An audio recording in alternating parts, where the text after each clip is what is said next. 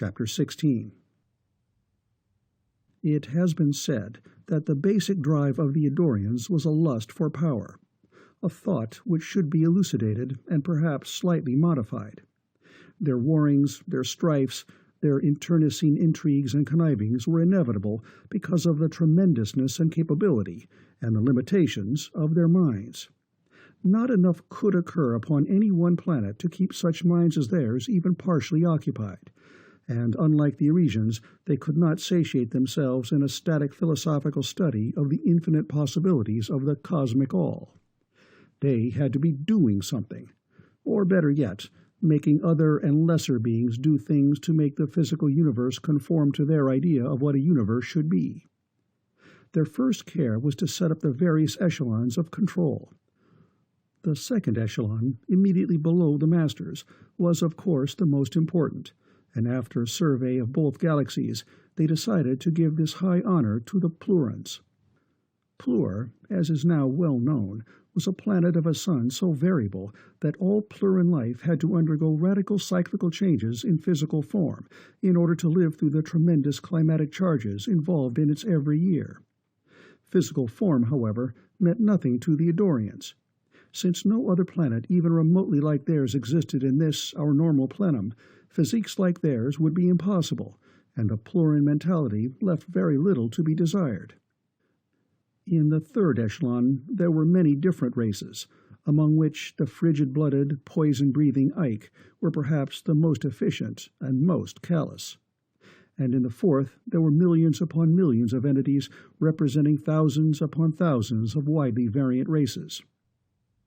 Thus, at the pinpoint in history represented by the time of Virgil Samms and Roderick Kinnison, and Eddorians were busy, and, if such a word can be used, happy. Garlane of Eddor, second in authority only to the All-Highest, his ultimate supremacy himself, paid little attention to any one planet or to any one race. Even such a mind as his, when directing the affairs of 20 million, and then 60 million, and then 100 million worlds, can do so only in broad and not in fine. And thus the reports which were now flooding into Garlane in a constantly increasing stream concerned classes and groups of worlds and solar systems and galactic regions.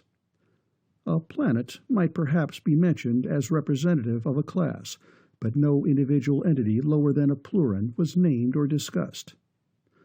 Garlane analyzed these tremendous reports, collated, digested, compared, and reconciled them, determined trends and tendencies, and most probable results. Garlane issued orders, the carrying out of which would make an entire galactic region fit more and ever more exactly into the great plan. But, as has been pointed out, there was one flaw inherent in the Bosconian system. Underlings, then as now, were prone to gloss over their own mistakes, to cover up their own incompetences. Thus, since he had no reason to inquire specifically, Garlane did not know that anything whatever had gone amiss on Sol 3, the pestiferous planet which had formerly caused him more trouble than all the rest of his worlds combined. After the fact, it is easy to say that he should have continued his personal supervision of Earth, but can that view be defended? Egotistical, self-confident, arrogant, Garlane knew that he had finally whipped Tellus into line. It was the same now as any other planet of its class. And even had he thought it worth the while to make such a glaring exception, would not the fused elders of Arisia have intervened? Be those things as they may, Garlane did not know that the newborn Galactic Patrol had been successful in defending Triplanetary's Hill against the Black Fleet. Nor did the Pluran assistant director in charge, nor did any member of that dreadful group of Ike, which was even then calling itself the Council of Boscone. The highest-ranking Bosconian, who knew of the fiasco, calmly confident of his own ability, had not considered this minor reverse of sufficient importance to report it to his immediate superior. He had already taken steps to correct the condition. In fact, as matters now stood, the thing was more fortunate than otherwise, in that it would lull the patrol into believing themselves in a position of superiority, a belief which would, at election time, prove fatal. This being, human to the limit of classification except for a faint but unmistakable blue coloration, had been closeted with Senator Morgan for a matter of 2 hours. "In the matters covered, your reports have been complete and conclusive," the visitor said finally. "But you have not reported on the lens." "Purposely. We are investigating it, but any report based upon our present knowledge would be partial and inconclusive." "I see. Commendable enough, usually. News of this phenomenon has, however, gone farther and higher than you think, and I have been ordered to take cognizance of it, to decide whether or not to handle it myself." "I am thoroughly capable of—" "I will decide that, not you." Morgan subsided. "A partial report is therefore in order. Go ahead." "According to the procedure submitted and approved, a lensman was taken alive. Since the lens has telepathic properties, and hence is presumably operative at great distances, the operation was carried out in the shortest possible time. The lens, immediately upon removal from the patrolman's arm, ceased to radiate, and the operative who held the thing died. It was then applied by force to 4 other men, workers these of no importance. All 4 died, thus obviating all possibility of coincidence. An attempt was made to analyze a fragment of the active material without success. It seemed to be completely inert. Neither was it affected by electrical discharges or by subatomic bombardment, nor by any temperatures available. Meanwhile, the man was of course being questioned, under truth drug and beams. His mind denied any knowledge of the nature of the lens, a thing which I am rather inclined to believe.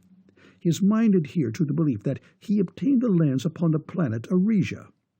I am offering for your consideration my opinion that the high-ranking officers of the patrol are using hypnotism to conceal the real source of the lens." "Your opinion is accepted for consideration." "The man died during examination. 2 minutes after his death, his lens disappeared." "Disappeared? What do you mean? Flew away? Vanished? Was stolen? Disintegrated? Or what?" "No, more like evaporation or sublimation, except that there was no gradual diminution in volume, and there was no detectable residue, either solid, liquid, or gaseous. The platinum alloy bracelet remained intact." "And then?" "The patrol attacked in force, and our expedition was destroyed." "You are sure of these observational facts?" "I have the detailed records. Would you like to see them?" "Send them to my office. I hereby relieve you of all responsibility in the matter of the lens. In fact, even I may decide to refer it to a higher echelon." "Have you any other material, not necessarily facts, which may have bearing?" "None," Morgan replied. And it was just as well for Virgil Samms' continued well-being that the senator did not think it worthwhile to mention the traceless disappearance of his #1 secretary and a few members of a certain unsavory gang. To his way of thinking, the lens was not involved, except perhaps very incidentally. Herkimer, in spite of advice and orders, had probably got rough with the girl, and Sam's mob had rubbed him out. Served him right. "I have no criticism of any phase of your work. You are doing a particularly nice job on thionite. You are, of course, observing all specified precautions as to key personnel?" "Certainly. Thorough testing and unremitting watchfulness. Our Mr. Isaacson is about to promote a man who has proved very satisfactory." "Keep them that way. Goodbye." The visitor strode out. Morgan reached for a switch, then drew his hand back. No, he would like to sit in on the forthcoming interview, but he did not have the time. He had tested Olmsted repeatedly and personally. He knew what the man was. It was Isaacson's department. Let Isaacson handle it. He himself must work full-time at the job which only he could handle. The nationalist must and would win this forthcoming election. And in the office of the President of Interstellar Spaceways, Isaacson got up and shook hands with George Olmsted. "I called you in for 2 reasons. First, in reply to your message that you were ready for a bigger job. What makes you think that any such are available?" "Do I need to answer that?" "Perhaps not. No." The magnate smiled quietly. Morgan was right. This man could not be accused of being dumb. There is such a job. You are ready for it, and you have your successor trained in the work of harvesting. Second, why did you cut down, instead of increasing as ordered, the weight of broadleaf per trip? This Olmsted is really serious. I explained why. It would have been more serious the other way. Didn't you believe I knew what I was talking about? Your reasoning may have been distorted in transmittal. I want it straight from you. Very well. It isn't smart to be greedy. There's a point at which something that has been merely a nuisance becomes a thing that has to be wiped out.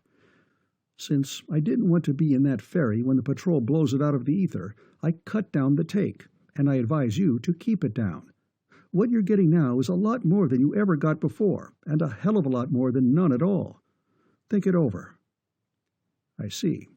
Upon what basis did you arrive at the figure you established? Pure guesswork, nothing else. I guess that about 300% of the previous average per month ought to satisfy anybody who wasn't too greedy to have good sense, and that more than that would ring a loud, clear bell right where we don't want any noise made.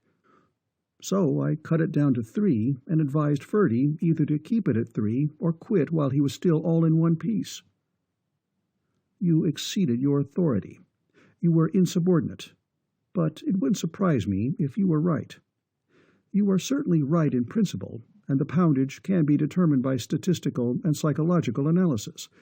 But in the meantime, there is tremendous pressure for increased production. I know it. Pressure be damned. My dear cousin Virgil is, as you already know, a crackpot. He is a visionary, idealistic, full of sweet and beautiful concepts of what the universe would be like if there weren't so many people like you and me in it.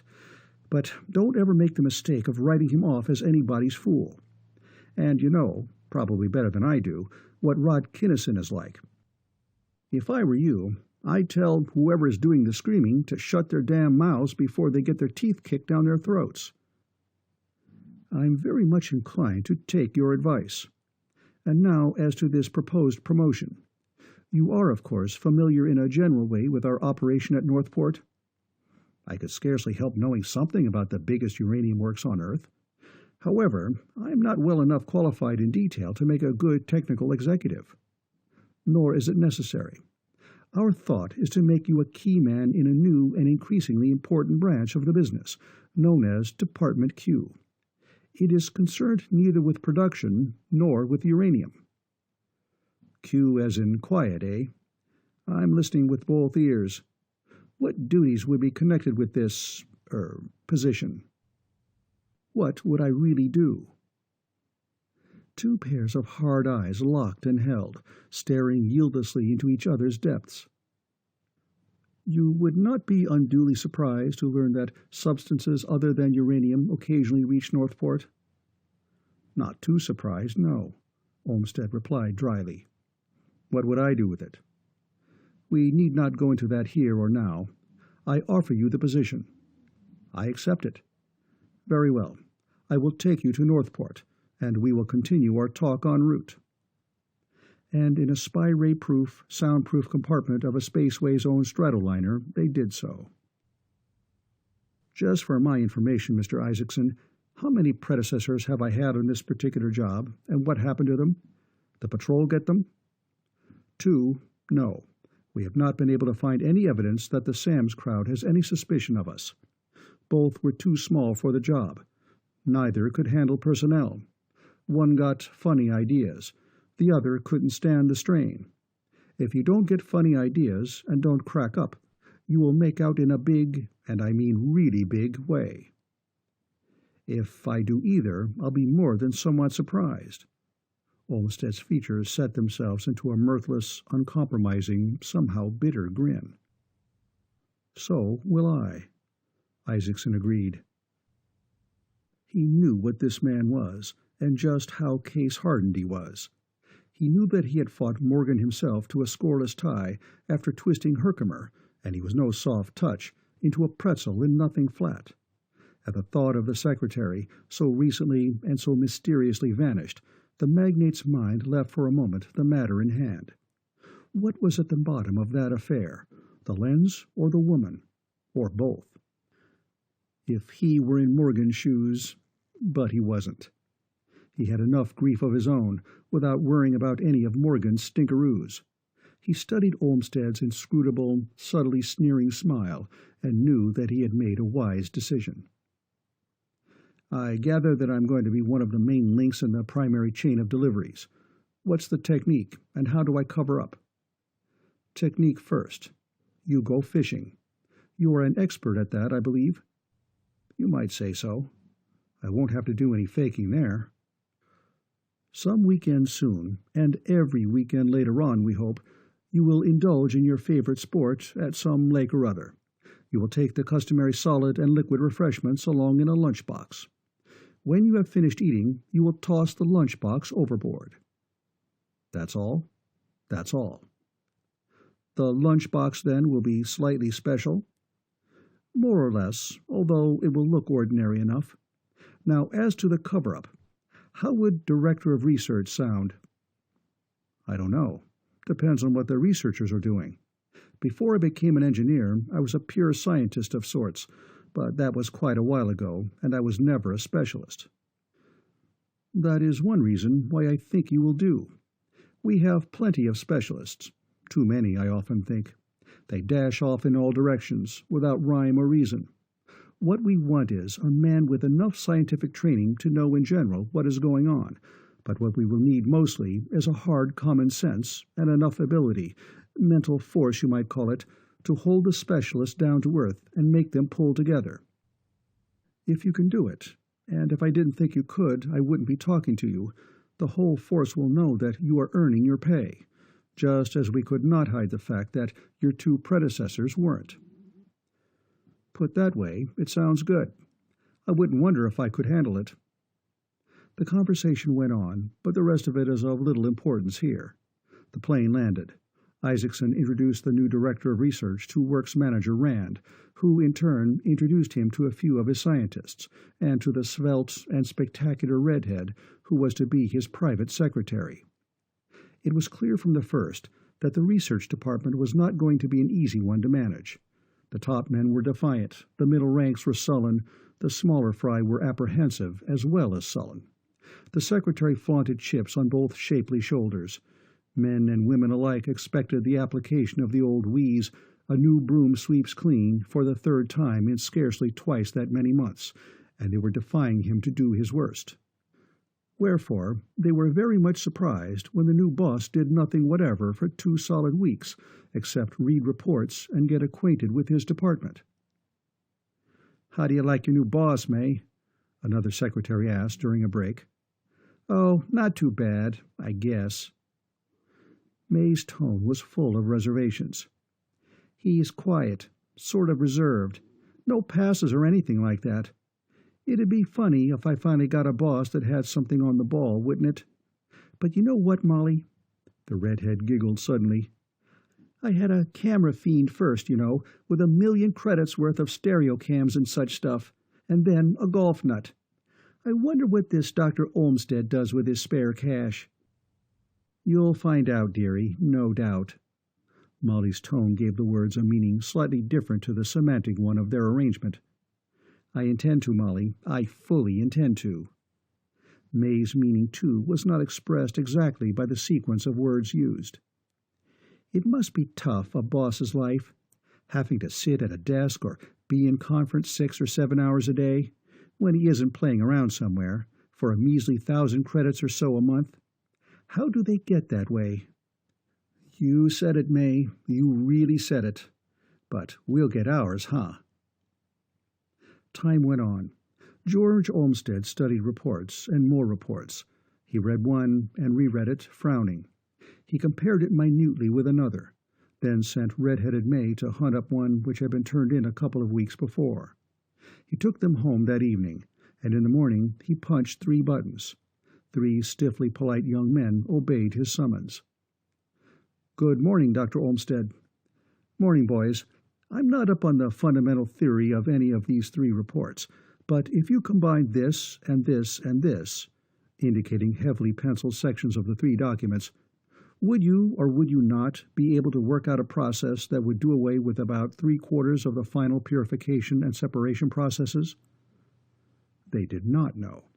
It had not been the business of any one of them, or of all of them collectively, to find out.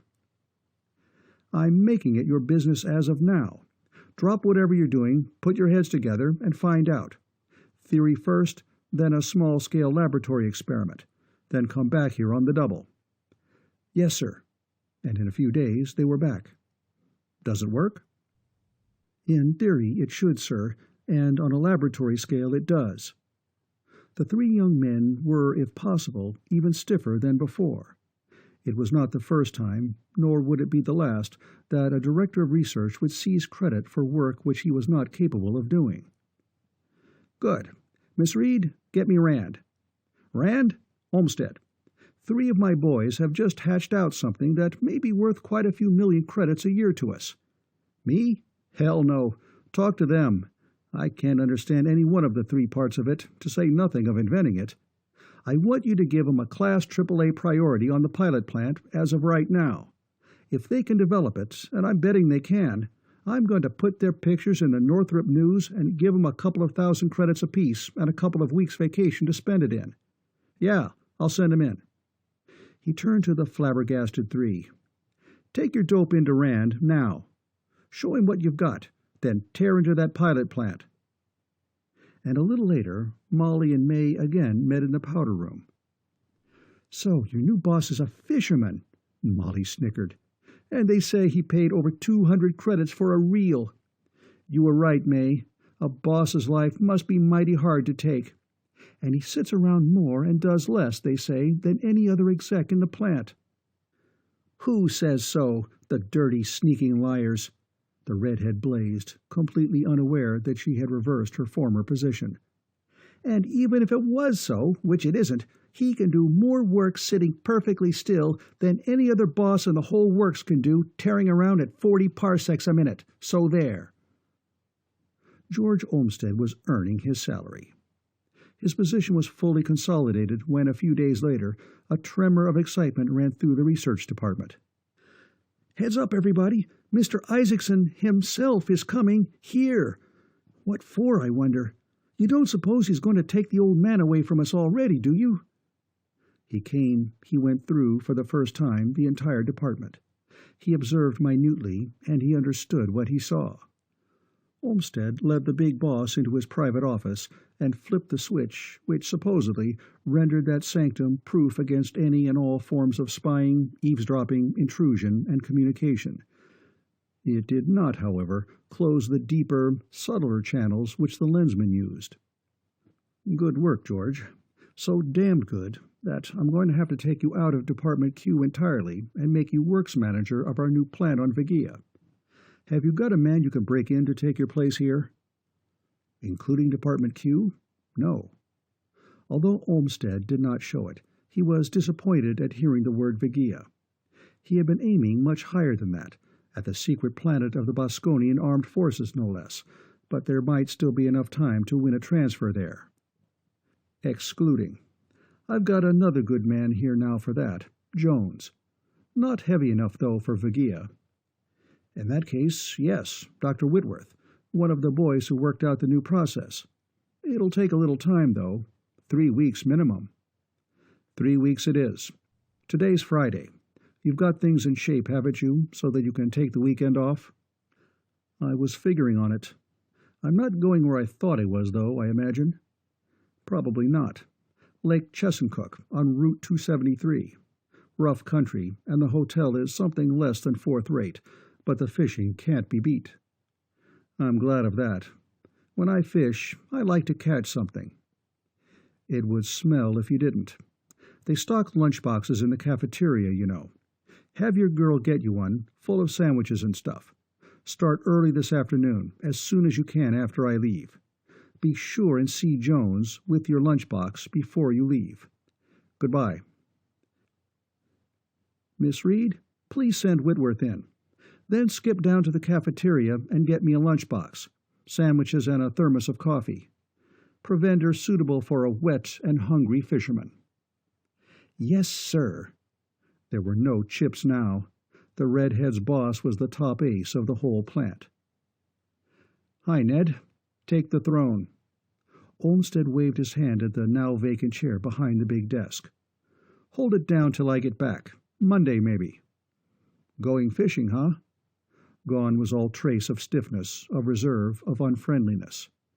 "You big lucky stiff." "Well, my brilliant young squirt, maybe you'll get old and fat enough to go fishing yourself some day. Who knows? Bye." Lunchbox in hand and encumbered with tackle, Olmsted walked blithely along the corridor to the office of Assistant Works Manager Jones. While he had not known just what to expect, he was not surprised to see a lunchbox exactly like his own upon the side table. He placed his box beside it. "Hi, Olmsted." By no slightest flicker of expression did either lensman step out of character. "Shoving off early?" "Yeah, dropped by to let the head office know I won't be back till Monday." "Okay, so am I, but more speed for me. Chem Quasabamtakuk Lake." "Do you pronounce that or sneeze it? But have fun, my boy. I'm combining business with pleasure, though. Breaking in Whitworth on my job. That Fairplay thing is going to break in about an hour, and it'll scare the pants off of him. But it'll keep until Monday anyway, and if he handles it right, he's just about in." Jones grinned. "A bit brutal, perhaps, but a sure way to find out. Bye." "So long." Olmsted strolled out, nonchalantly picking up the wrong lunchbox on the way, and left the building. He ordered his Dillingham and tossed the lunchbox aboard as carelessly as though it did not contain an unknown number of millions of credits worth of clear quill, uncut thionite. "I hope you have a nice weekend, sir," the yardman said as he helped stow baggage and tackle. "Thanks, Otto. I'll bring you a couple of fish Monday, if I catch that many." And it should be said in passing that he brought them. Lensmen keep their promises, under whatever circumstances or however lightly given. It being mid-afternoon of Friday, the traffic was already heavy. Northport was not a metropolis, of course, but on the other hand, it did not have the metropolitan, multi-tiered, one-way, non-intersecting streets. But Olmsted was in no hurry. He inched his spectacular mount. It was a violently iridescent chrome green in color, with highly polished chromium gingerbread wherever there was any excuse for gingerbread to be, across the city and into the northbound side of the superhighway. Even then, he did not hurry. He wanted to hit the inspection station at the edge of the preserve at dusk. 90 miles an hour would do it. He worked his way into the 90-mile lane and became motionless relative to the other vehicles on the strip. It was a peculiar sensation. It seemed as though the cars themselves were stationary, with the pavement flowing backward beneath them. There was no passing, no weaving, no cutting in and out. Only occasionally would the formation be broken as a car would shift almost imperceptibly to one side or the other, speeding up or slowing down to match the assigned speed of the neighboring way. The afternoon was bright and clear, neither too hot nor too cold. Olmsted enjoyed his drive thoroughly and arrived at the turnoff right on schedule. Leaving the wide, smooth way, he slowed down abruptly. Even a Dillingham super sporter could not make speed on the narrow, rough, and hilly road to Chesuncook Lake. At dusk he reached the post. Instead of stopping on the pavement, he pulled off the road, got out, stretched hugely, and took a few drum-major steps to take the kinks out of his legs. "A lot of road, eh?" the smartly uniformed trooper remarked. "No guns?" "No guns." Olmsted opened up for inspection. "From Northport." Funny, isn't it, how hard it is to stop, even when you aren't in any particular hurry? Guess I'll eat now. Join me in a sandwich and some hot coffee or a cold lemon sour or cherry soda? "I've got my own supper, thanks. I was just about to eat." "But you did say a cold lemon sour?" "Uh-huh, ice cold, 0 degrees centigrade." "I will join you in that case. Thanks." Olmsted opened a frost-lined compartment, took out 2 half-liter bottles, placed them and his open lunchbox invitingly on the low stone wall. Quite a zipper you got there, mister." The trooper gazed admiringly at the luxurious, 2-wheeled monster. listened appreciatively to its almost inaudible hum. "I've heard about these new supers, but that is the first one I ever saw. Nice. All the comforts of home, eh?" "Just about. Sure you won't help me clean up on those sandwiches before they get stale?" Seated on the wall, the two men ate and talked. If that trooper had known what was in the box beside his leg, he probably would have fallen over backward. But how was he even to suspect? There was nothing crass or rough or coarse about any of the work of any of Boscone's high-level operators. Olmsted drove on to the lake and took up his reservation at the ramshackle hotel. He slept, and bright and early the next morning he was up and fishing, and this part of the performance he really enjoyed. He knew his stuff, and the fish were there, big, wary, and game. He loved it. At noon he ate, and quite openly and brazenly consigned the empty box to the watery deep. Even if he had not had so many fish to carry, he was not the type to lug a cheap lunchbox back to town. He fished joyously all afternoon, without getting quite the limit, and as the sun grazed the horizon, he started his putt-putt and skimmed back to the dock. The thing hadn't sent out any radiation yet, Northrop informed him tensely, but it certainly would, and when it did, they'd be ready. There were lensmen and patrolmen all over the place, thicker than hair on a dog. And George Olmsted, sighing wearily and yet blissfully anticipatory of one more day of enthralling sport, gathered up his equipment and his fish and strolled toward the hotel. Chapter 17. 40,000 miles from Earth's center, the Chicago loafed along a circular arc, inert at a mere 10,000 miles an hour, a speed which, and not by accident, kept her practically stationary above a certain point on the planet's surface. Nor was it by chance that both Virgil Samms and Roderick Kinnison were aboard, and a dozen or so other craft, cruisers and such, whose officers were out to put space-time in their logs, were flitting aimlessly about, but never very far away from the flagship. And farther out, well out, a cordon of diesel-powered detector ships swept space to the full limit of their prodigious reach. The navigating officers of those vessels knew to a nicety the place and course of every ship lawfully in the ether, and the appearance of even one unscheduled trace would set in motion a long succession of carefully planned events. And far below, grazing atmosphere, never very far from the direct line between the Chicago and Earth's core, floated a palatial pleasure yacht. And this craft carried not one lensman or two, but 8, 2 of whom kept their eyes fixed upon their observation plates. They were watching a lunchbox resting upon the bottom of a lake. "Hasn't it radiated yet?" Roderick Kinnison demanded. "Or been approached or moved?" "Not yet," Lyman Cleveland replied crisply. "Neither Northrop's rig nor mine has shown any sign of activity." He did not amplify the statement, nor was there need. Mason Northrop was a master electronicist. Cleveland was perhaps the world's greatest living expert. Neither of them had detected radiation. Ergo, none existed. Equally certainly, the box had not moved or been moved or approached. "No change, Rod," Dr. Frederick Rodebush lensed the assured thought. 6 of us have been watching the plates in 5-minute shifts. A few minutes later, however, "Here is a thought which may be of interest," Dull Knowlton the Venerian announced, spraying himself with a couple pints of water. "It is natural enough, of course, for any Venerian to be in or on any water he can reach. I would enjoy very much being on or in that lake myself. But it may not be entirely by coincidence that one particular Venerian, Osman, is visiting this particular lake at this particular time." "What?" 9 lensmen yelled the thought practically as one. "Precisely. Osman." It was a measure of the Venerian lensman's concern that he used only 2 words instead of 20 or 30. "In the red boat with the yellow sail." "Do you see any detector rigs?" Samms asked. "He wouldn't need any," Dull Knowlton put in. "He will be able to see it. Or, if a little choline had been rubbed on it which no Tellurian could have noticed, any Venerian could smell it from one end of that lake to the other." "True. I didn't think of that. It may not have a transmitter after all." "Maybe not, but keep on listening anyway," the port admiral ordered. "Bend a plate on Osman, and a couple more on the rest of the boats. But Osman is clean, you say, Jack? Not even a spy ray block?" "He couldn't have a block, Dad. It'd give too much away here on our home grounds.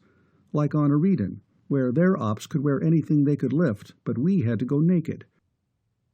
He flinched mentally as he recalled his encounter with Hazel the Hellcat, and Northrop flinched with him.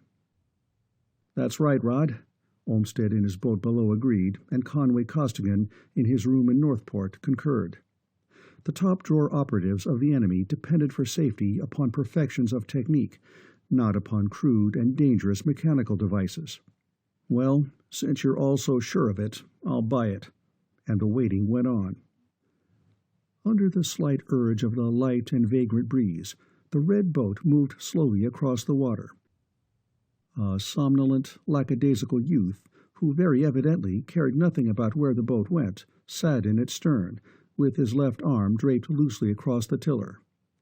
Nor was Osman any more concerned. His only care, apparently, was to avoid interference with the fishermen.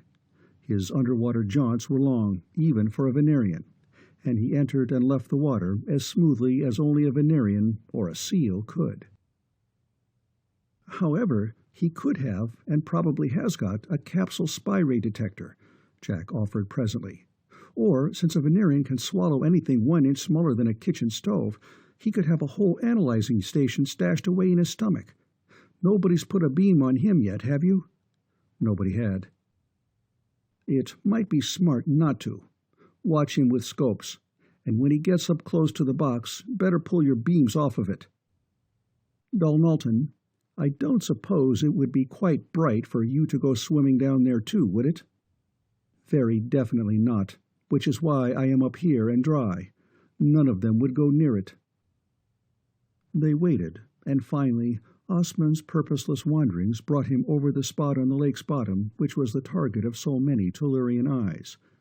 He gazed at the discarded lunchbox as incuriously as he had looked at so many other sunken objects, and swam over it as casually, and only the ultra cameras caught what he actually did. He swam serenely on. "The box is still there," the spy ray men reported, "but the package is gone." "Good," Kinnison exclaimed. "Can you scopist see it on him?" 10 to 1 they can't, Jack said. "He swallowed it. I expected him to swallow it, box and all." "We can't see it, sir. He must have swallowed it." "Make sure." "Yes, sir. He's back on the boat now, and we've shot him from all angles. He's clean. Nothing outside." "Perfect. That means he isn't figuring on slipping it to somebody else in a crowd. This will be an ordinary job of shadowing from here on in, so I'll put in the umbrella." The detector ships were recalled. The Chicago and the various other ships of war returned to their various bases. The pleasure craft floated away. But, on the other hand, there were bursts of activity throughout the forest for a mile or so back from the shores of the lake. Camps were struck. Hiking parties decided that they had hiked enough and began to retrace their steps. Lithe young men, who had been doing this and that, stopped doing it and headed for the nearest trails. For Kinnison père had erred slightly in saying that the rest of the enterprise was to be an ordinary job of shadowing. No ordinary job would do. With the game this nearly in the bag, it must be made absolutely certain that no suspicion was aroused, and yet Samms had to have facts. Sharp, hard, clear facts. Facts so self-evidently facts that no intelligence above idiot grade could possibly mistake them for anything but facts. Wherefore Osman the Venerian was not alone thenceforth.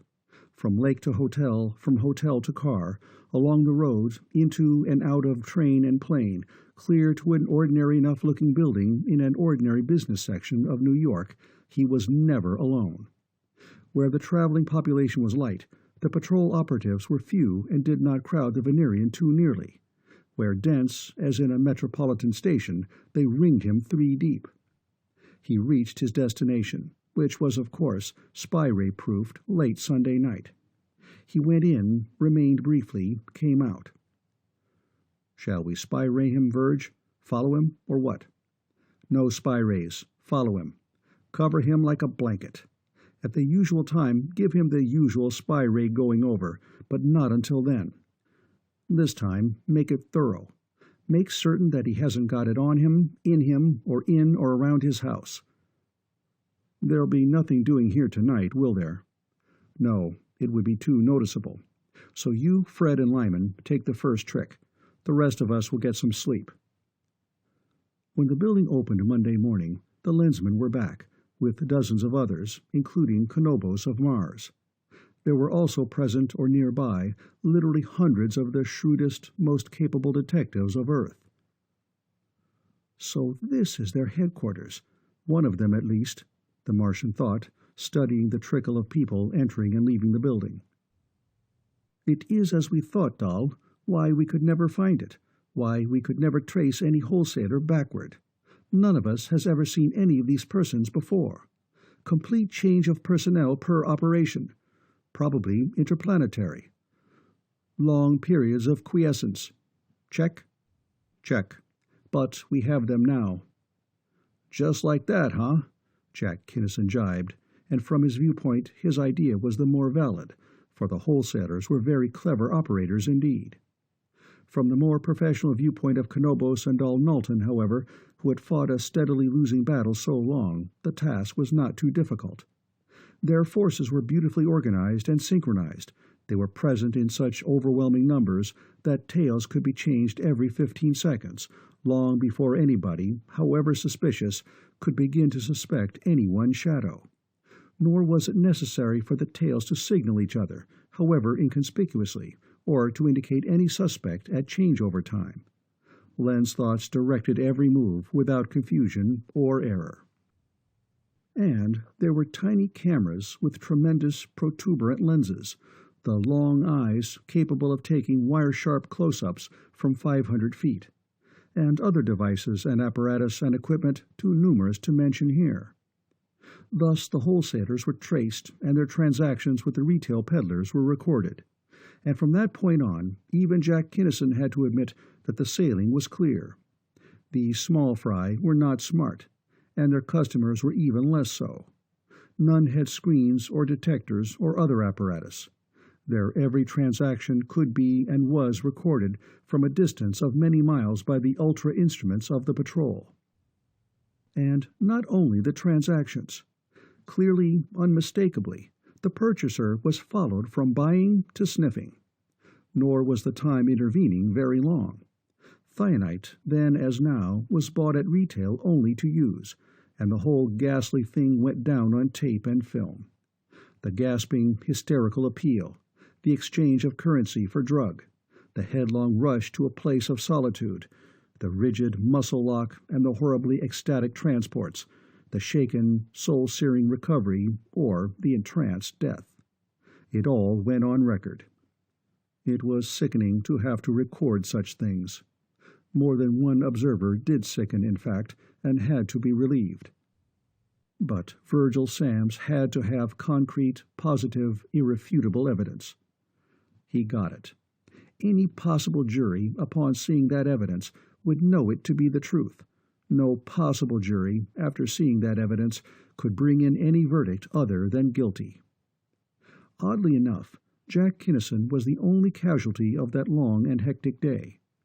A man, later proved to be a middle-sized potentate of the underworld, who was not even under suspicion at the time, for some reason or other got the idea that Jack was after him. The lensman had, perhaps, allowed some part of his long eye to show. A fast and efficient long-range telephoto lens is a devilishly awkward thing to conceal. At any rate, the racketeer sent out a call for help, just in case his bodyguards would not be enough, and in the meantime his personal attendants rallied enthusiastically around. They had two objects in view.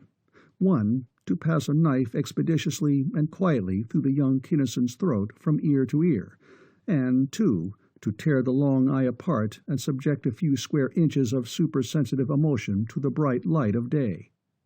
And if the big shot had known that the photographer was not alone, that the big, hulking bruiser a few feet away was also a bull, they might have succeeded. Two of the four hoods reached Jack just fractionally ahead of the other two, one to seize the camera, the other to swing the knife. But Jack Kinnison was fast of brain and nerve and muscle. He saw them coming. In 3 flashing motions, he bent the barrel of the telephoto into a neat arc around the side of the first man's head, ducked frantically under the fiercely driven knife, and drove the toe of his boot into the spot upon which prize-fighters like to have their rapid punches land. Both of those attackers lost interest promptly. One of them lost interest permanently. For a telephoto lens in barrel is heavy, very rigid, and very, very hard. While Battling Jack was still off balance, the other 2 guards arrived, but so did Mason Northrop. Mace was not quite as fast as Jack was, but, as has been pointed out, he was bigger and much stronger. When he hit a man with either hand, that man dropped. It was the same as being on the receiving end of the blow of a 20-pound hammer falling through a distance of 97 1/2 feet. The lensman had, of course, also yelled for help, and it took only a split second for a patrol speedster to travel from any given point to any other in the same county. It took no time at all for that speedster to fill a couple of square blocks with patterns of force through which neither bullets nor beams could be driven. Therefore, the battle ended as suddenly as it began, before more thugs with their automatics and portables could reach the scene. Kinnison Fields cursed and damned fulminantly the edict which had forbidden arms that day, and swore that he would never get out of bed again without strapping on at least 2 blasters, but he had to admit finally that he had nothing to squawk about. Kinnison père explained quite patiently, for him, that all he had got out of the little fracas was a split lip, that young Northrop's hair wasn't even mussed, and that if everybody had been packing guns, some scatter-brained young damn fool like him would have started blasting and blown everything higher than up, would have spoiled Sam's whole operation, maybe beyond repair.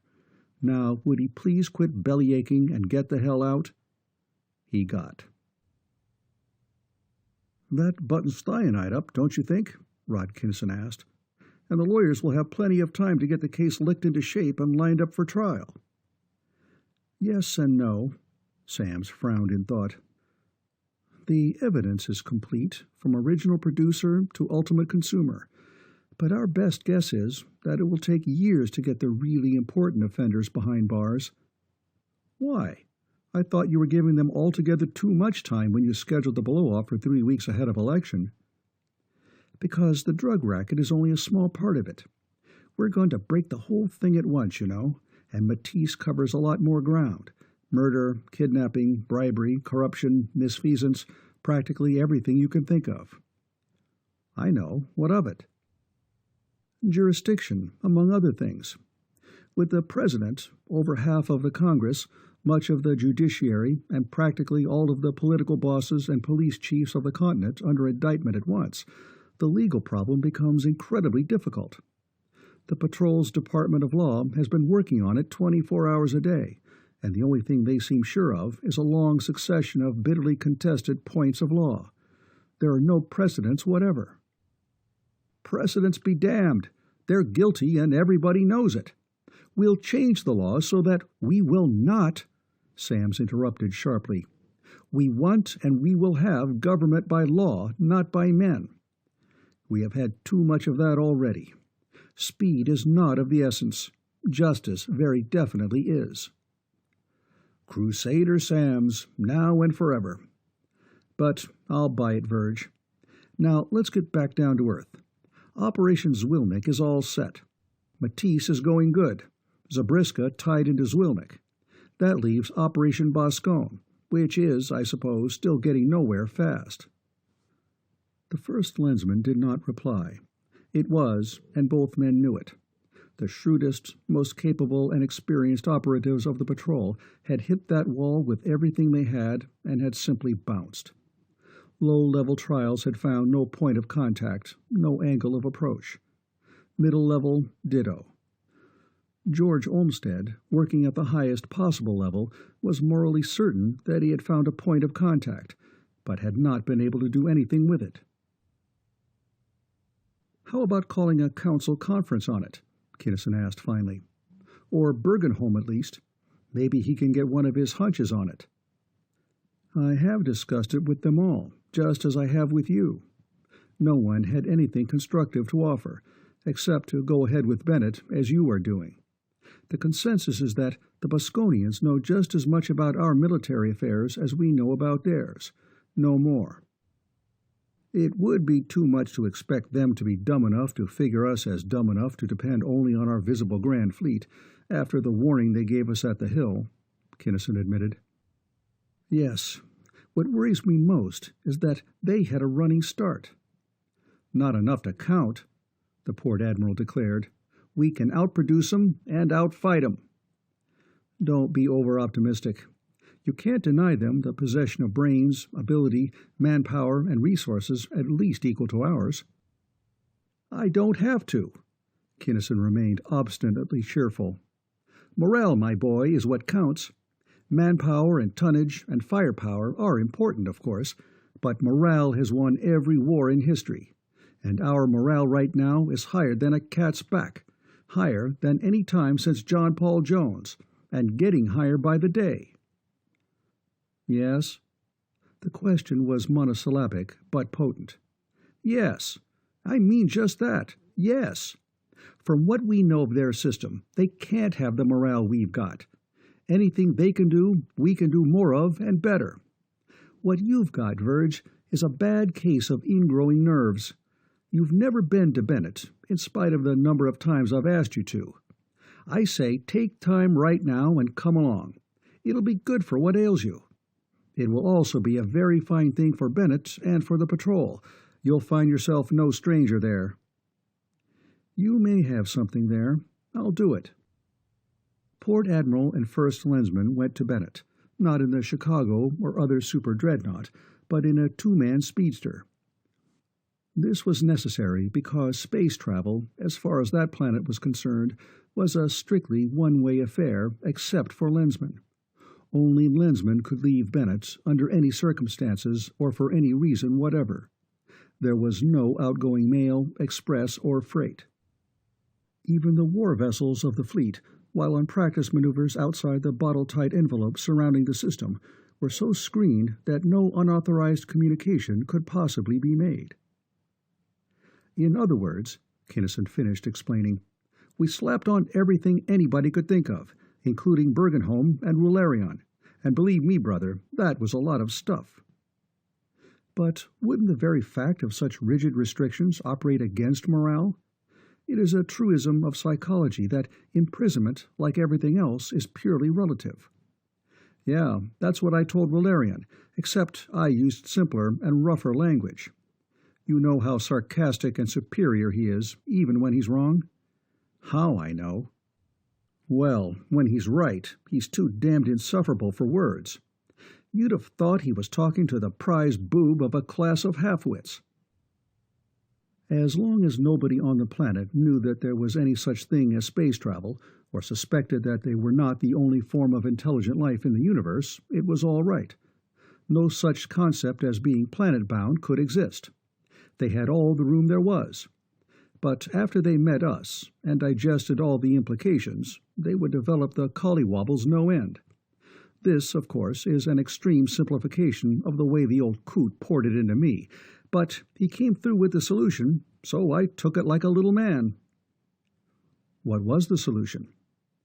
It's a shame you were too busy to come in on it. You'll see when we land. But Virgil Samms was quick on the uptake. Even before they landed, he understood.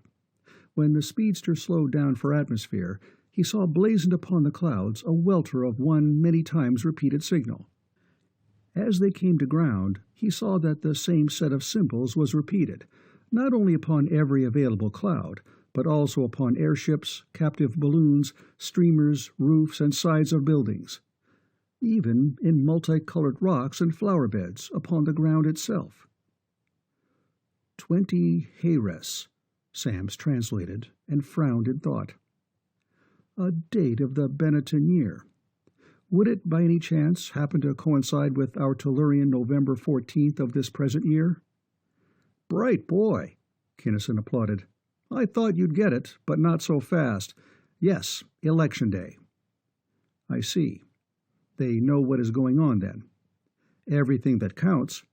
They know what we stand to win and lose. They've named it Liberation Day, and everything on the planet is building up to it in a grand crescendo. I was a little afraid of it at first, but if the screens are really tight, it won't make any difference how many people know it, and if they aren't, the beans would all be spilled anyway. And it really works. I get a bigger thrill every time I come here. I can see where it might work. Bennett was a fully Tellurian world in mass, in atmosphere, and in climate. Her native peoples were human to the limit of classification, both physically and mentally. And First Lensman Samms, as he toured it with his friend, found a world aflame with a zeal and an ardor unknown to the blasé Earth since the days of the Crusades. The Patrol's cleverest and shrewdest psychologists, by merely sticking to the truth, had done a marvelous job. Bennett knew that it was the arsenal and the navy yard of civilization, and it was proud of it. Its factories were humming as they had never hummed before. Every industry, every business, every farm was operating at 100% of capacity. Bennett was dotted and splattered with spaceports already built, and hundreds more were being rushed to completion. The already staggering number of ships of war operating out of those ports was being augmented every hour by more and ever more ultra-modern, ultra-fast, ultra-powerful shapes.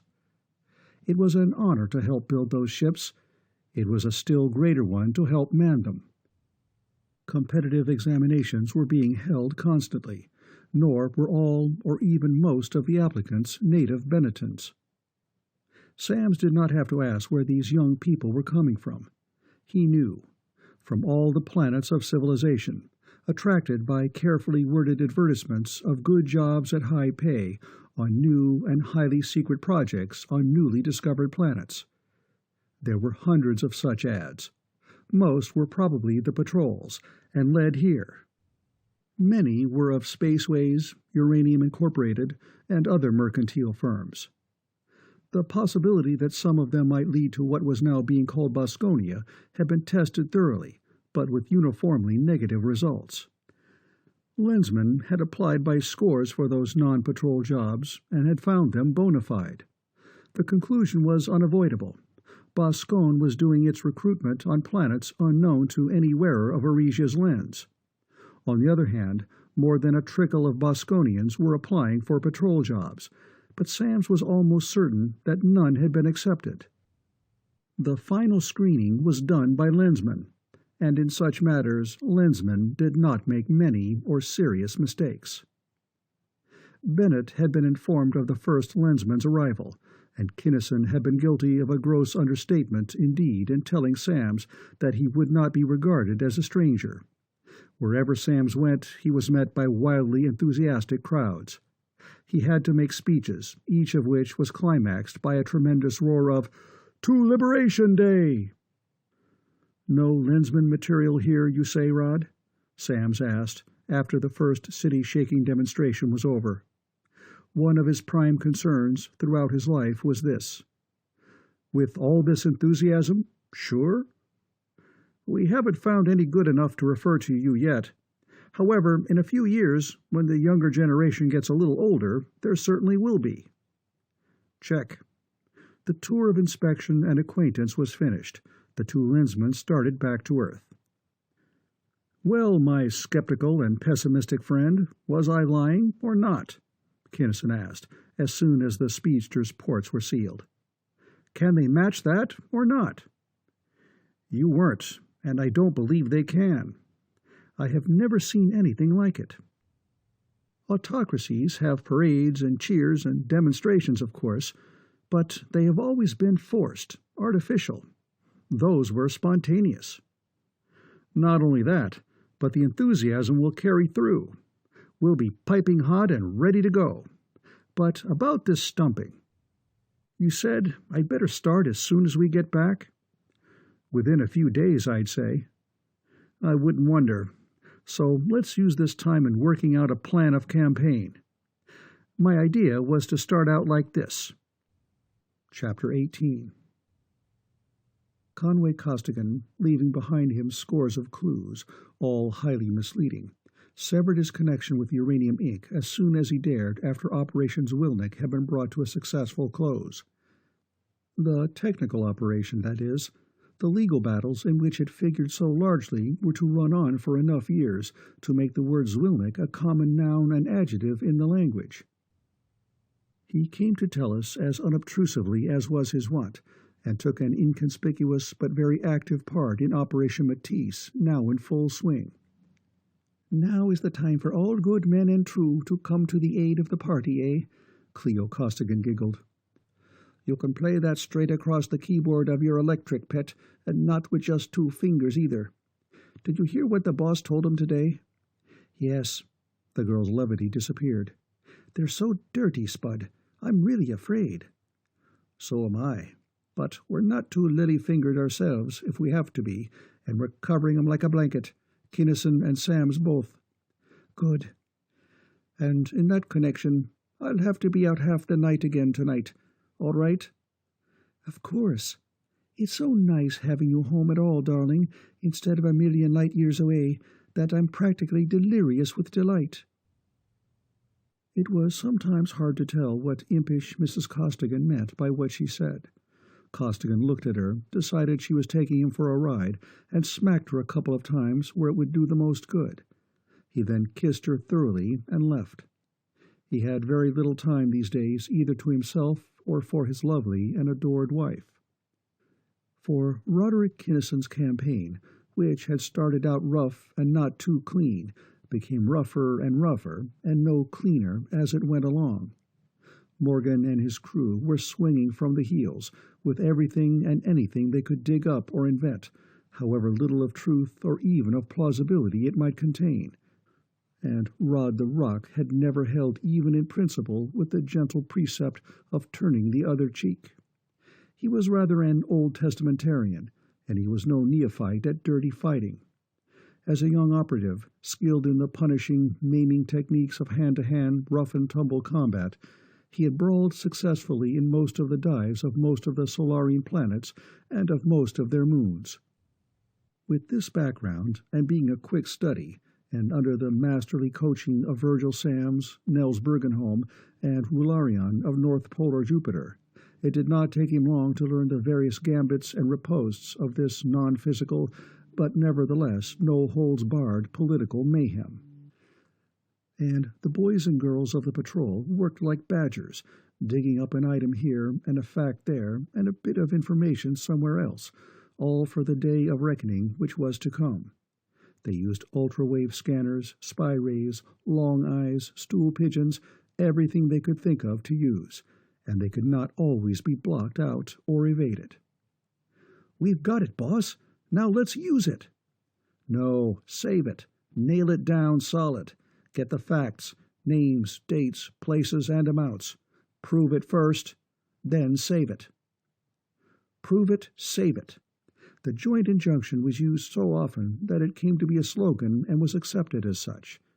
Unlike most slogans, however, it was carefully and diligently put to use. The operatives proved it and saved it, over and over again. By dint of what unsparing effort and selfless devotion only they themselves ever fully knew. Kinnison stumped the continent. He visited every state, all of the big cities, most of the towns, and many villages and hamlets, and always, wherever he went, a part of the show was to demonstrate to his audiences how the lens worked. Look at me.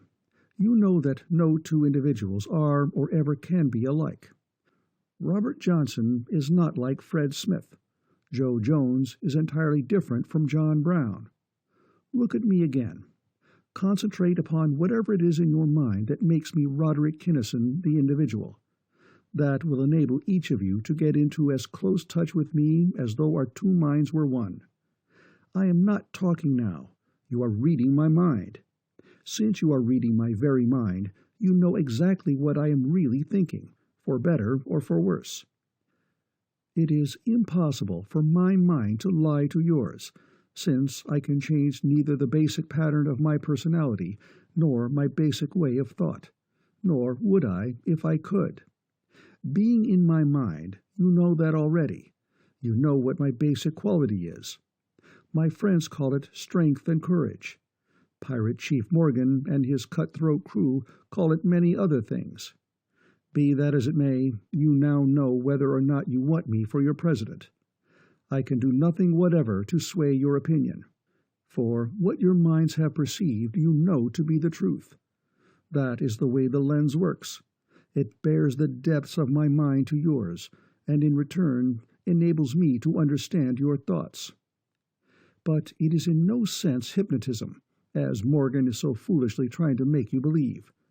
Morgan knows as well as the rest of us do that even the most accomplished hypnotist, with all his apparatus, cannot affect a strong and definitely opposed will.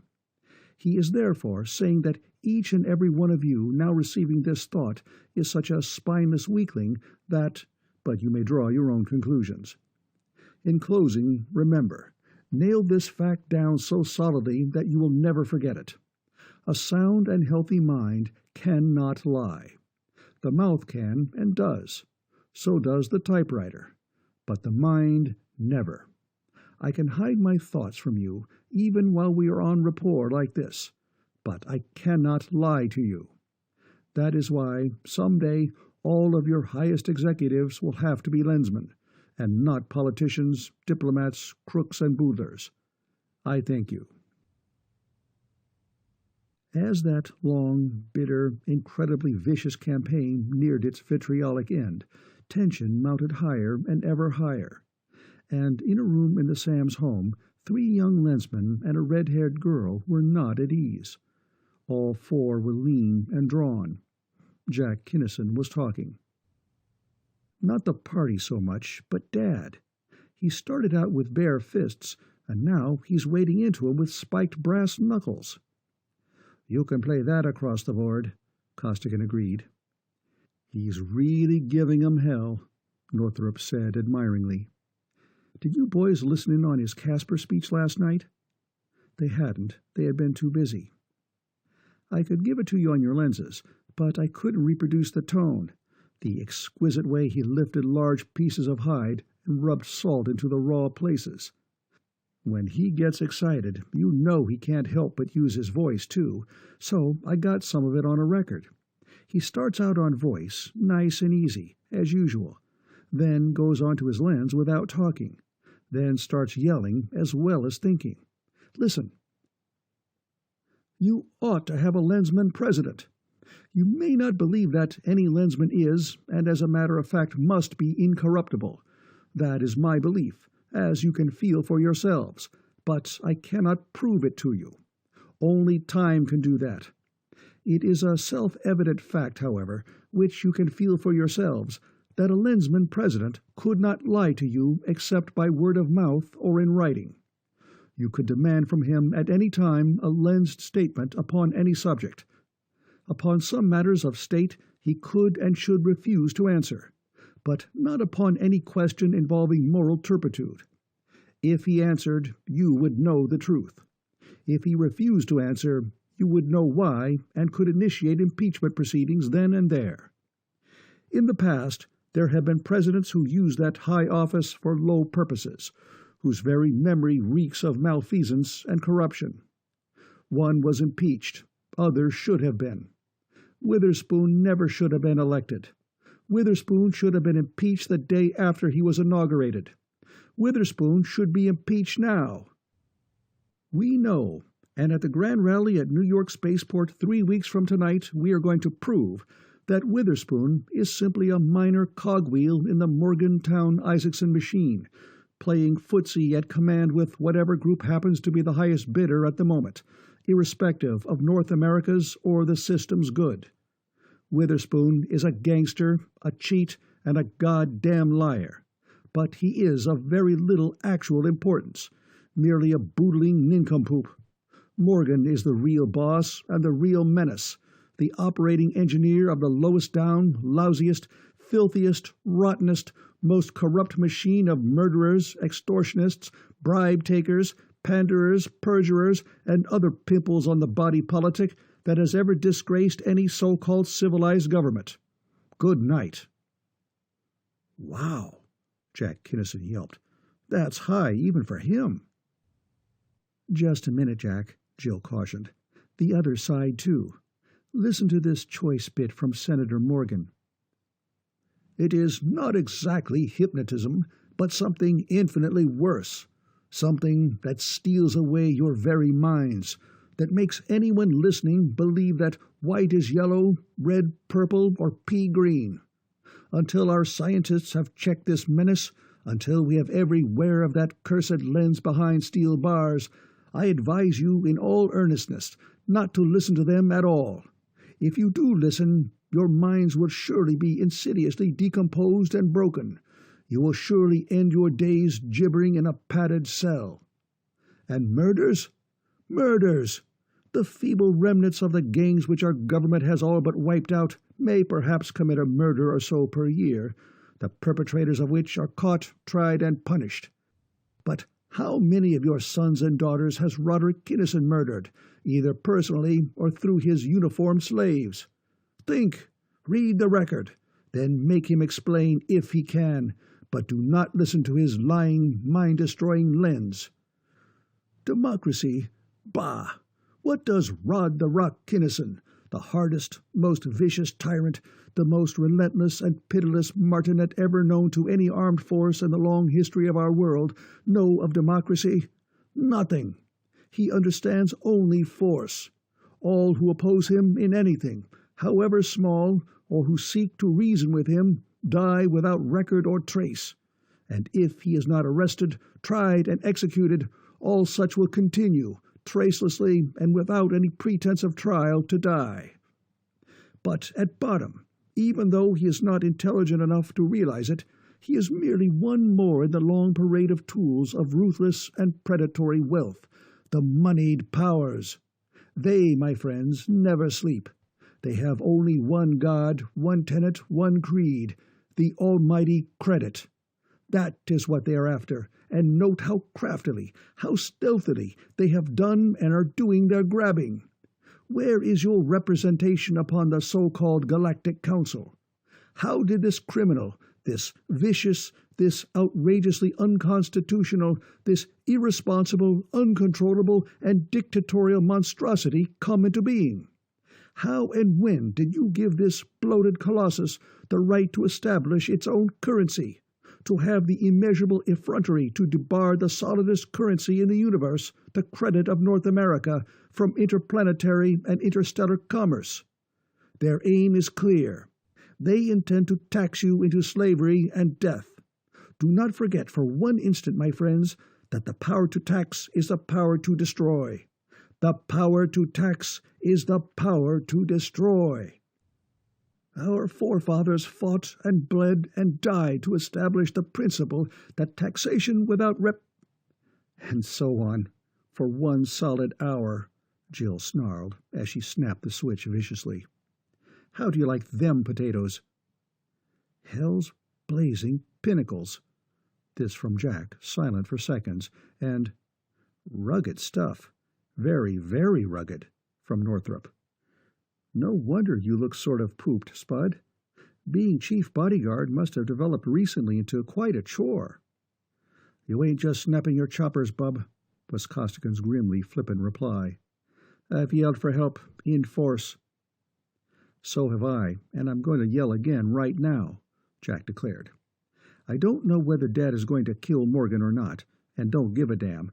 But if Morgan isn't going all out to kill Dad, it's because they've forgotten how to make bombs. He lensed a call to Bergenholm. Yes, Jack? I will refer you to Rolarian, who has had this matter under consideration. Yes, John Kinnison, I have considered the matter and have taken action. The Jovian's calmly assured thought rolled into the minds of all, even lensless Jills. The point, youth, was well taken. It was your thought that some thousands, perhaps 5, of spy ray operators and other operatives will be required to ensure that the Grand Rally will not be marred by episodes of violence. It was, Jack said flatly. It still is. Not having considered all possible contingencies, nor the extent of the field of necessary actions, you err. The number will approach 19,000 very nearly. Admiral Clayton has been so advised, and his staff is now at work upon a plan of action in accordance with my recommendation. Your suggestions, Conway Costigan, in the matter of immediate protection of Roderick Kinnison's person are now in effect, and you are hereby relieved of that responsibility. I assume that you four wish to continue at work?" The Jovian's assumption was sound. "I suggest, then, that you confer with Admiral Clayton and fit yourselves into his program of security. I intend to make the same suggestion to all lensmen and other qualified persons not engaged in work of more pressing importance."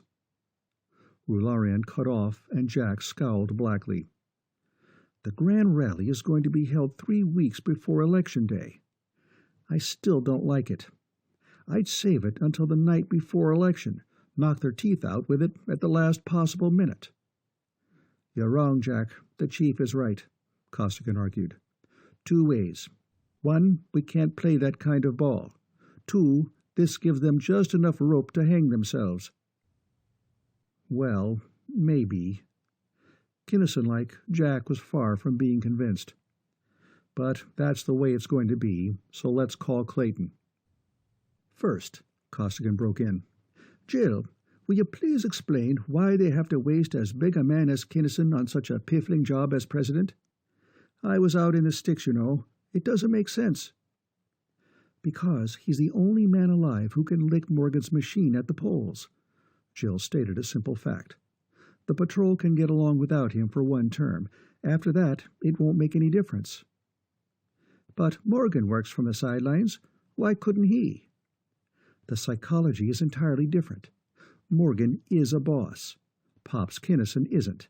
He's a leader. See?" "Oh, I guess so. Yes, go ahead." Outwardly, New York Spaceport did not change appreciably. At any given moment of day or night, there were so many hundreds of persons strolling aimlessly or walking purposely about that an extra 100 or so made no perceptible difference. And the spaceport was only the end point. The patrol's activities began hundreds or thousands or millions or billions of miles away from Earth's metropolis. A web was set up through which not even a grain of sand meteorite could pass undetected. Every spaceship bound for Earth carried at least 1 passenger who would not otherwise have been aboard.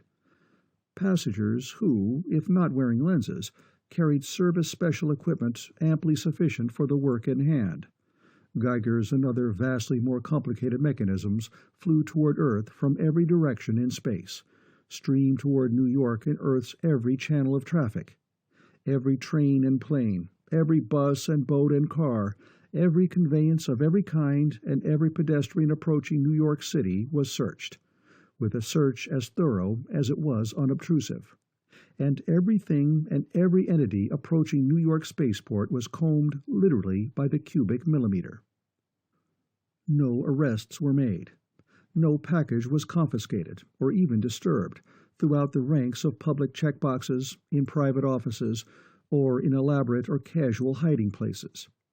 As far as the enemy knew, the patrol had no suspicion whatever that anything out of the ordinary was going on. That is, until the last possible minute. Then a tall, lean, space-tanned veteran spoke softly aloud as though to himself. "Spy ray blocks, interference, umbrella, on. Report." That voice, low and soft as it was picked up by every service special receiver within a radius of 1,000 miles, and by every lensman listening wherever he might be. So were, in a matter of seconds, the replies. "Spy ray blocks on, sir." "Interference on, sir." "Umbrella on, sir." No spy ray could be driven into any part of the tremendous port. No beam, communicator, or detonating could operate anywhere near it. The enemy would now know that something had gone wrong, but he would not be able to do anything about it. "Reports received," the tanned man said, still quietly. "Operation Zunk will proceed as scheduled." And 471 highly skilled men, carrying duplicate keys and or whatever other specialized apparatus and equipment would be necessary, quietly took possession of 471 objects, of almost that many shapes and sizes. And out in the gathering crowd, a few disturbances occurred, and a few ambulances dashed busily here and there. Some women had fainted, no doubt, ran the report. They always did. And Conway Costigan, who had been watching, without seeming even to look at him, a porter loading a truck with opulent-looking hand luggage from a locker, followed man and truck out into the concourse. Closing up, he asked, "Where are you taking that luggage, Charlie?" "Up ramp 1, boss," came the unflurried reply. "Flight 90 will be taking off on account of this jamboree, and they want it right up there handy." "Take it down to the—" Over the years, a good many men had tried to catch Conway Costigan off guard or napping, to beat him to the punch or to the draw, with a startlingly uniform lack of success.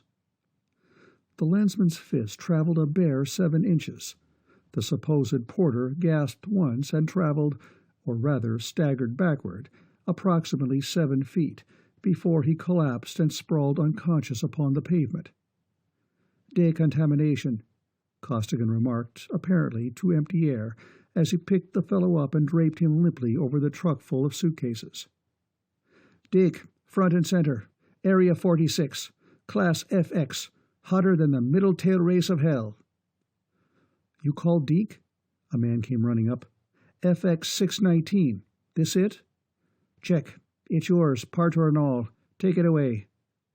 Costigan strolled on until he met Jack Kinnison, who had a rapidly developing mouse under his left eye. "How did that happen, Jack?" he demanded sharply. "Something slip?" "Not exactly," Kinnison grinned ruefully. "I have the damnedest luck. A woman, an old lady at that, thought I was staging a hold-up and swung on me with her handbag, southpaw and from the rear. And if you laugh, you untuneful harp, I'll hang one right on the end of your chin, so help me." "Far be it from such," Costigan assured him, and did not quite laugh. "Wonder how we came out. They should have reported before this. Psst, here it comes." Decontamination was complete.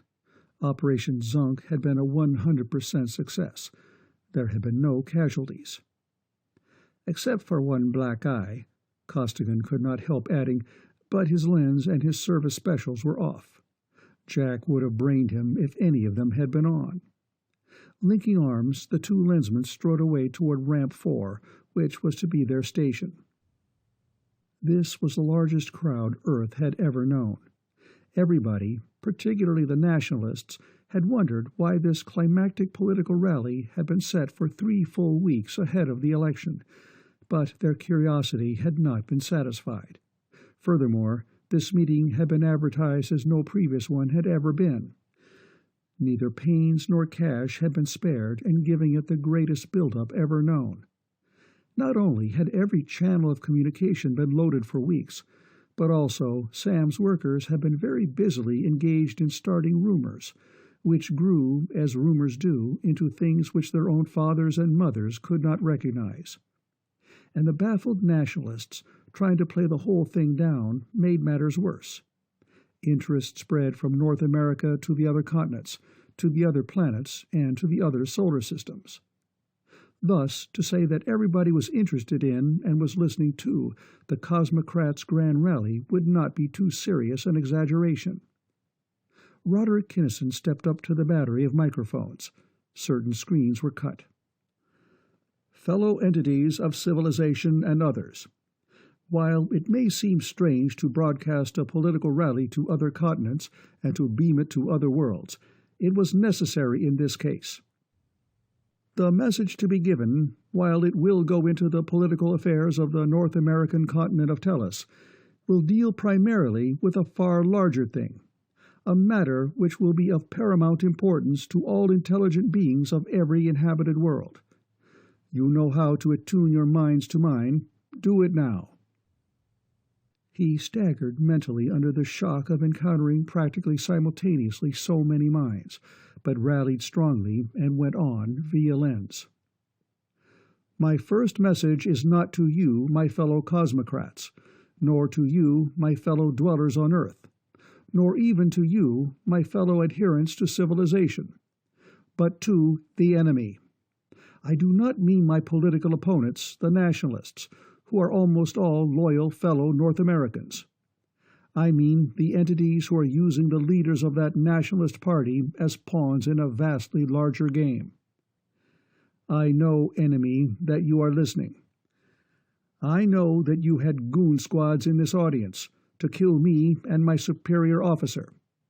Know now that they are impotent. I know that you had atomic bombs with which to obliterate this assemblage and this entire area. They have been disassembled and stored. I know that you had large supplies of radioactive dusts. They now lie in the patrol vaults near Weehawken. All the devices which you intended to employ are known, and all save one have been either nullified or confiscated. That one exception is your war fleet, a force sufficient in your opinion to wipe out all the armed forces of the Galactic Patrol. You intended to use it in case we cosmocrats win this forthcoming election. You may decide to use it now. Do so if you like. You can do nothing to interrupt or to affect this meeting. This is all I have to say to you, enemy of civilization. Now to you, my legitimate audience. I am not here to deliver the address promised you, but merely to introduce the real speaker, First Lensman Virgil Samms. A mental gasp, million strong, made itself tellingly felt. Yes, First Lensman Samms, of whom you all know. He has not been attending political meetings because we, his advisers, would not let him. Why? Here are the facts.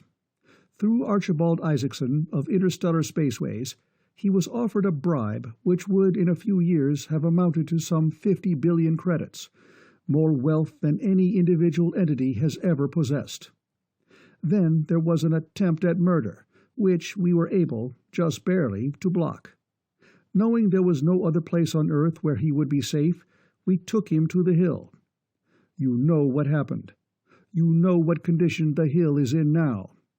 This warfare was ascribed to pirates. This whole stupendous operation, however, was made in a vain attempt to kill one man, Virgil Samms. The enemy knew, and we learned, that Samms is the greatest man who has ever lived.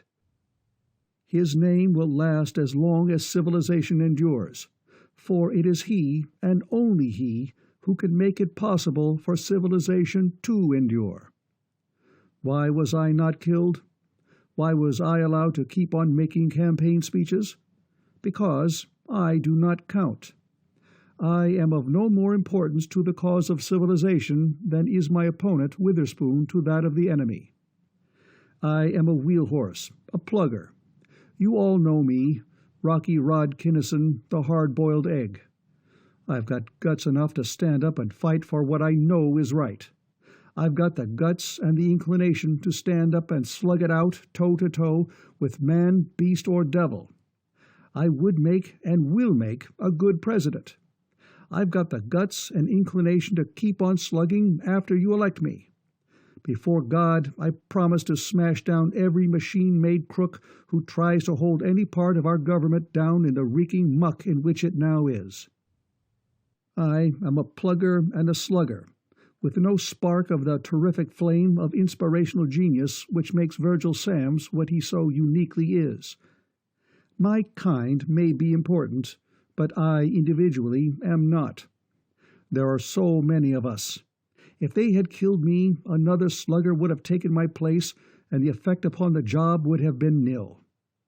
Virgil Samms, however, cannot be replaced, and the enemy knows it. He is unique in all history. No one else can do his job. If he is killed before the principles for which he is working are firmly established, civilization will collapse back into barbarism. It will not recover until another such mind comes into existence, the probability of which occurrence I will let you compute for yourselves. For those reasons, Virgil Samms is not here in person, nor is he in the Hill, since the enemy may now possess weapons powerful enough to destroy not only that hitherto impregnable fortress, but also the whole Earth. And they would destroy Earth without a qualm, if in so doing they could kill the First Lensman. Therefore, Samms is now out in deep space. Our fleet is waiting to be attacked. If we win, the Galactic Patrol will go on. If we lose, we hope you shall have learned enough so that we will not have died uselessly. Die? Why should you die? You are safe on Earth. Ah, one of the goons sent that thought. If our fleet is defeated, no Lensman anywhere will live a week. The enemy will see to that. That is all from me. Stay tuned.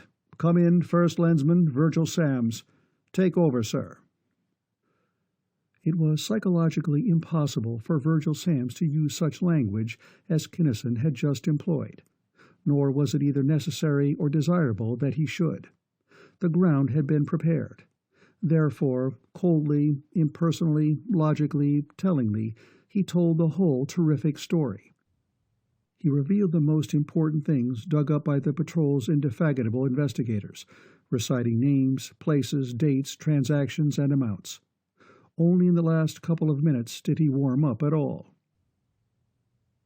Nor is this in any sense a smear campaign or a bringing of baseless charges to becloud the issue or to vilify without cause and upon the very eve of election a political opponent. These are facts. Formal charges are now being preferred. Every person mentioned, and many others, will be put under arrest as soon as possible. If any one of them were in any degree innocent, our case against him could be made to fall in less than the 3 weeks intervening before Election Day. That is why this meeting is being held at this time. Not one of them is innocent. Being guilty, and knowing that we can and will prove guilt, they will adopt a policy of delay and recrimination. Since our courts are, for the most part, just, the accused will be able to delay the trials and the actual presentation of evidence until after Election Day.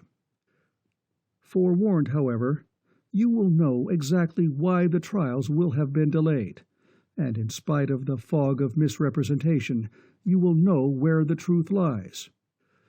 You will know how to cast your votes. You will vote for Roderick Kinnison and for those who support him. There is no need for me to enlarge upon the character of Port Admiral Kinnison. You know him as well as I do. Honest, incorruptible, fearless. You know that he will make the best president we have ever had. If you do not already know it, ask any one of the hundreds of thousands of strong, able, clear-thinking young men and women who have served under him in our armed forces. I thank you, everyone who has listened, for your interest.